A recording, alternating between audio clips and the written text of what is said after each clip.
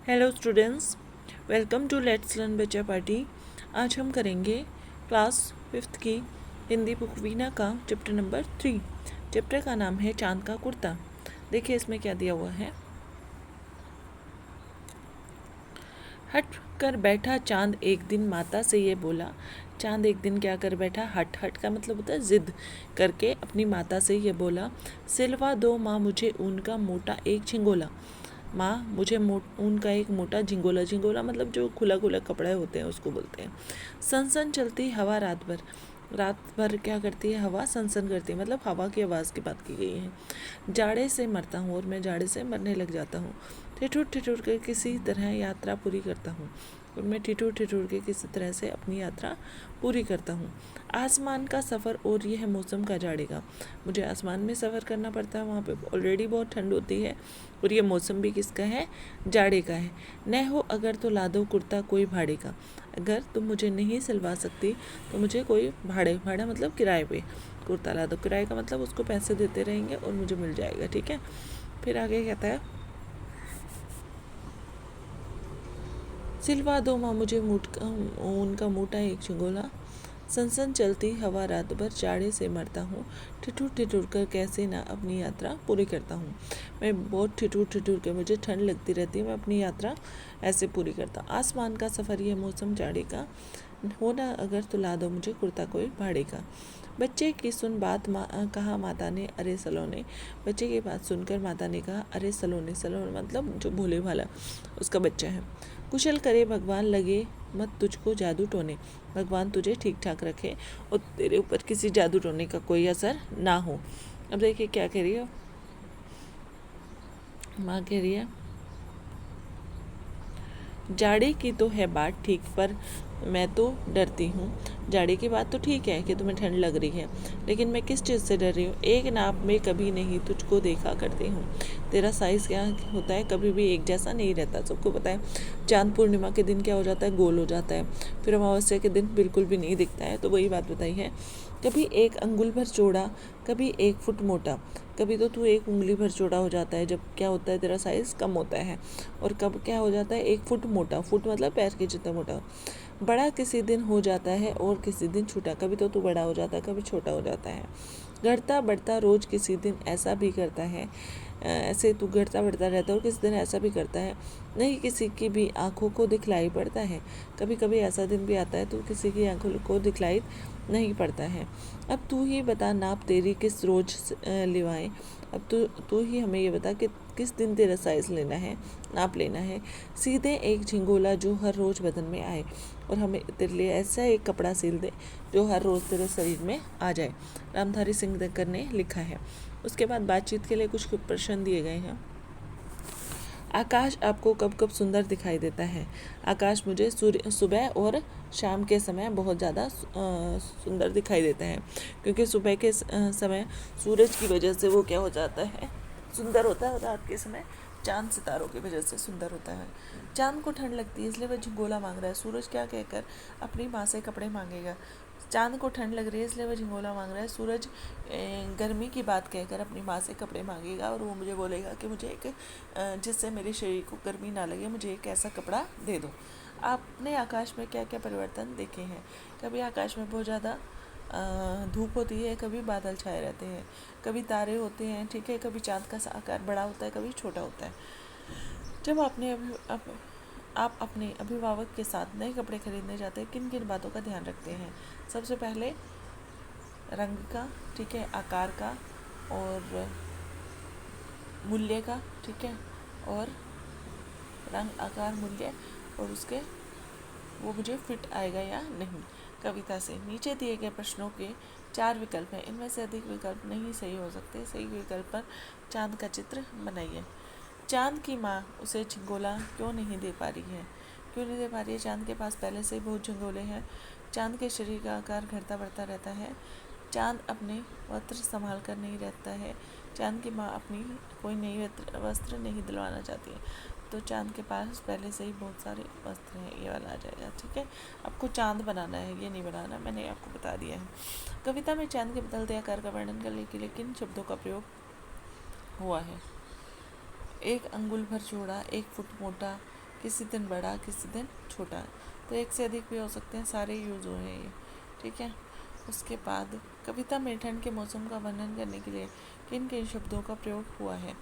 ऊँट, ऊन का मोटा झिंगोला, सन सन चलती हवा, ठिठुर ठिठुर यात्रा, भाड़े का कुर्ता।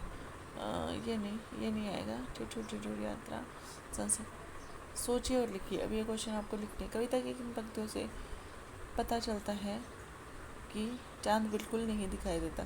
तो लास्ट में लिखा है ना, ये 1 अंगुल बहुत चौड़ा, कभी 1 फुट मोटा, ठीक है, कभी दिखाई नहीं देता। तो उससे लिखना है आपको, बता देती हूँ आपको ये लाइन लिखनी है।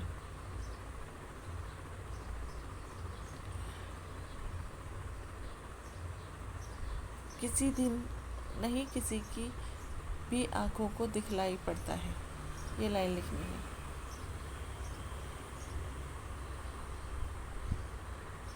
ठीक है, ये लाइन लिखनी है। आगे देखिए,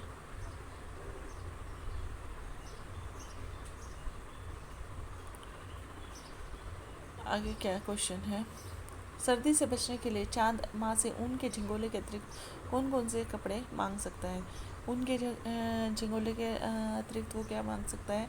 कोई टोपी मांग सकता है, ठीक है, और मोजे मांग सकता है, या फिर कोई शॉल भी मांग सकता है। जाड़े के मौसम में चांद को क्या कठिनाई होती है? जाड़े के मौसम में उसको बहुत ज़्यादा ठंड लगती है और वो ठिठुरने लग जाता है। चांद किस यात्रा को पूरा करने की बात कर रहा है? चांद आसमान में जो यात्रा करता है उसको पूरी करने की बात कर रहा है, ठीक है। उसके बाद अभिभावक और आप, इसमें बोला है नीचे दिए गई बातें व घटनाएं होती हैं, तब आपके अभिभावक क्या क्या कहते हैं या करते हैं, ठीक है, बताना है। अपने अनुभवों को कक्षा में साझा करना है। जब आप ठंडी रात में सोते समय पैरों से कंबल या रजाई उतार देते हैं तो वो क्या करते हैं? हमें ओढ़ने के लिए कहते हैं। जब आप ठंड में आइसक्रीम खाने का हट करते हैं तो कहते हैं कि तुम्हें बीमार हो जाओगे। जब आप दूध पीने, हरी सब्जियां और फल आदि खाने से कतराते हैं तो बोलते हैं कि अगर आप ये सब्जियां और फल नहीं खाओगे तो आप ताकतवर नहीं बनोगे। देर तक सोते हैं तो बोलते हैं सुबह जल्दी उठना चाहिए, ठीक है, सूरज निकलने से पहले उठना चाहिए। जब कोई आपके घर आपकी शिकायत करने आता है तो वो बोलते हैं कि बेटा बाहर गलत काम नहीं करने चाहिए।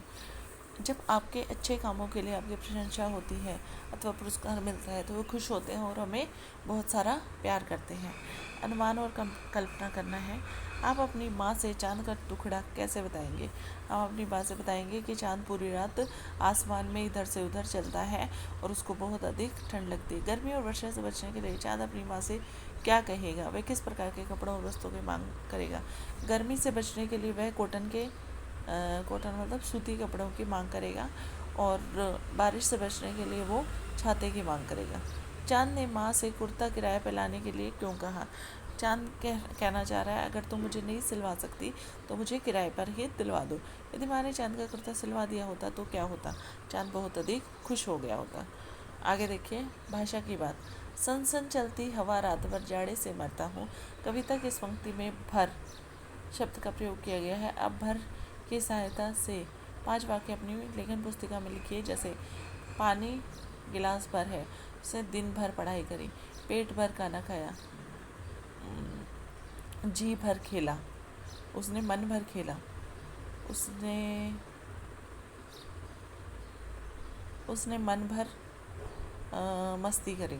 तो ये लिख सकते हैं। नीचे दिए गए वाक्यों को ध्यान से पढ़िए। ये वाक्यों को पढ़ना है ध्यान से। ठिठुर ठिठुर कर किसी तरह यात्रा पूरी करता हूँ। ठिठुर ठिठुर कर पूरी, ठिठुर कर किसी तरह यात्रा पूरी कर। अपनी बात पर बल देने के लिए शब्दों का प्रयोग 2 बार करते हैं। जल्दी जल्दी चलो, ठीक है, जल्दी चलो, जल्दी जल्दी चलो। ऐसे 5 वाक्य बताइए और लिखन। धीरे धीरे खाओ, ठीक है, तेज तेज बोलो, ये आ सकता है। धीरे धीरे खाओ, तेज तेज बोलो,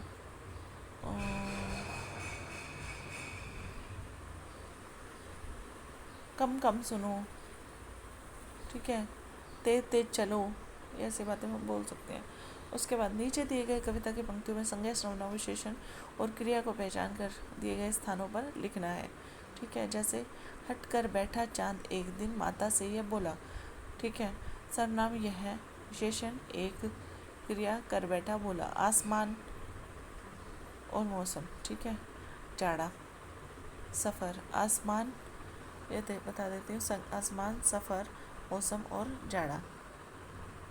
यह है, सर्वनाम में यह आ जाएगा, यहाँ पे यह आएगा, ठीक है। और सिल्वा, सिल्वा तो क्रिया है, क्रिया सिल्वा आएगा। माँ आएगा इसमें संज्ञा में, ऊन संख्या में आएगा, झिंगोला आएगा और मोटा आएगा विशेषण में। सर्वनाम में एक ये एक और मोटा आएगा। ठिठुर, ठिठुर कर विशेषता हो रही है, यात्रा, ठीक है। उसके बाद चांद का झिंगोला। मान लीजिए चांद झिंगोले के लिए माँ कपड़े दुकानदार के और दर्जी से संवाद करती है। बातचीत के कुछ अंश नीचे दिए गए हैं, आप इन्हें आगे बढ़ाइए। मतलब माँ जाती है कपड़े सिलवाने के लिए और दर्जी से बात करती है, ठीक है। तो आपको कुछ बातचीत के अंक दिए हुए हैं। माँ, मुझे बहुत ठंड लगती है, मेरे लिए एक मोटा झिंगोला सिलवा दो। माँ कहती है, तू सच में ठंड सताती होगी, लेकिन एक समस्या है। चांद फिर क्या कहता है, समस्या? कैसे समस्या माँ? फिर माँ कहती है, तेरा आकार तो प्रतिदिन बदलता रहता है, तो कभी छोटा, कभी बड़ा, कभी एकदम गायब। मैं कैसे नाप लूँ? चांद सोचकर, अरे हाँ, लेकिन फिर भी कोई उपाय तो होगा। माँ कहती है कि जब तू सबसे बड़ा होता है ना, तेरा साइज जब सबसे बड़ा होगा तो उसको क्या करेंगे, उतना ही कपड़ा सिलवा लेंगे, ठीक है। फिर क्या करेगा चांद, अच्छा माँ ठीक है। फिर माँ कहती है, जिस दिन तू सबसे बड़ा तेरा साइज़ होगा तो मुझे बताना। फिर वो नाप लेगी और फिर क्या करेगी, जिस दिन तू छोटा होगा तो हम उस पर कोई रस्सी बांध देंगे, ठीक है। तो ये हो जाएगा चांद और कपड़े का दुकानदार। चांद कहता है, दुकानदार जी, मुझे एक गर्म कपड़ा चाहिए जिससे मेरी सारी सर्दी दूर हो जाए। दुकानदार, अवश्य, कितने मीटर चाहिए? फिर चांद कहता है, यह तो समस्या है, मैं कभी छोटा होता हूँ कभी बड़ा, आप ही बताइए कितने मीटर लूँ।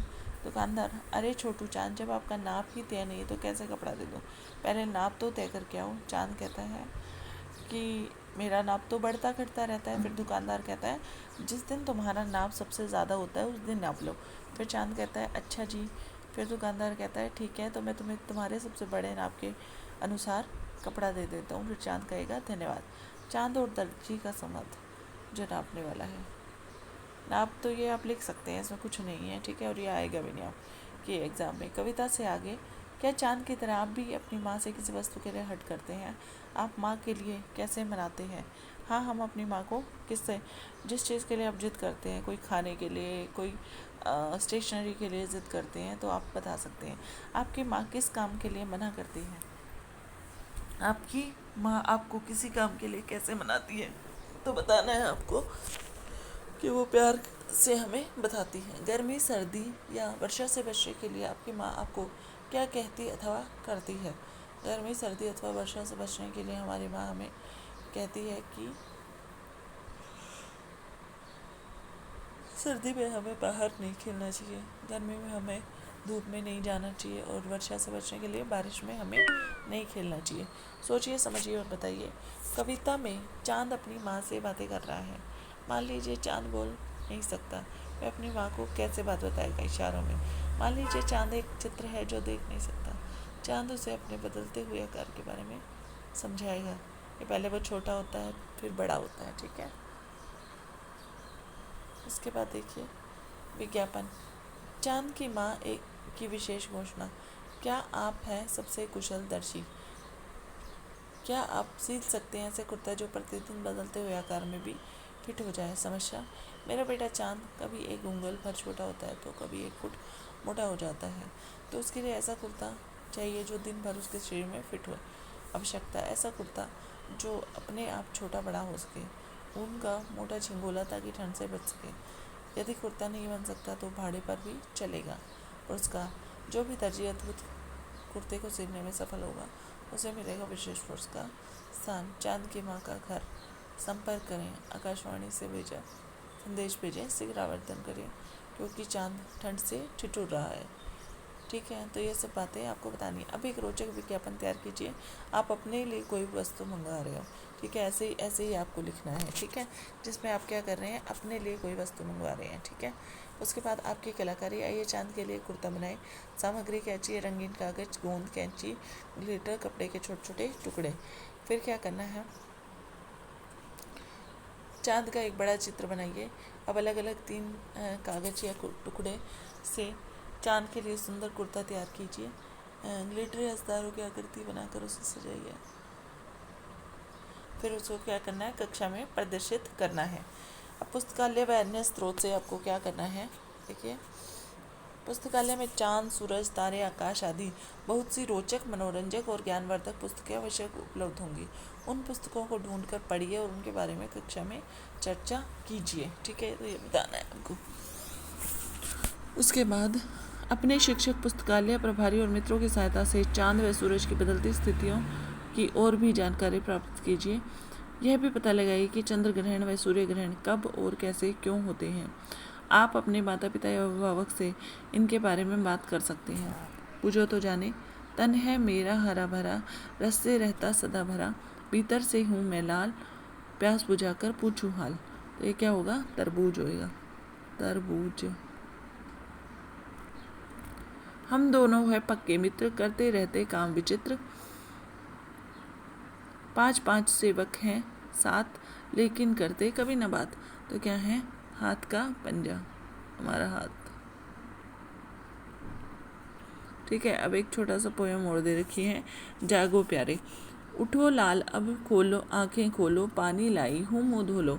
ये माँ इस बच्चे से कह रही है कि अरे बच्चे तुम उठो और अपनी आंखें खोलो, मैं तुम्हारे लिए पानी लाई हूँ, तुम अपना मुँह धो लो। बीती रात कमलदल फूले, उनके ऊपर भोरे झूले। जो रात बीत गई है उस दिन कमल के जो फूल हैं वो फूल गए हैं, खुल गए हैं, और उनके ऊपर भोरे झूले। भोरे झूले मतलब भोरे जो आते हैं फूलों पे। चिड़ियाँ चहक उठी पेड़ों पर चिड़ियाँ चहक उठी हैं। बहने लगी हवा अति सुंदर, और जो हवा बहुत सुंदर तरीके से बहने लगी है। नभ में प्यारी लाली छाई, आकाश में लाली छा गई है। धरती ने प्यारी छवि पाई, भोर हुआ सूरज उगाया, जल में पड़ी सुनहरी छाया। ऐसा सुंदर समय न खो मेरे प्यारे, अब मत सो। बच्चे को कह रही है कि तुम्हें अपना कीमती समय है वो खोना नहीं चाहिए, अब तुम्हें उठ जाना चाहिए। अयोध्या सिंह उपाध्याय हरिओध ने ये लिखा है। तो इसी के साथ ये चैप्टर हमारा कंप्लीट हुआ। आगे हम करेंगे नेक्स्ट वीडियो में। तब तक के लिए थैंक यू। चैनल को लाइक कीजिए, शेयर कीजिए और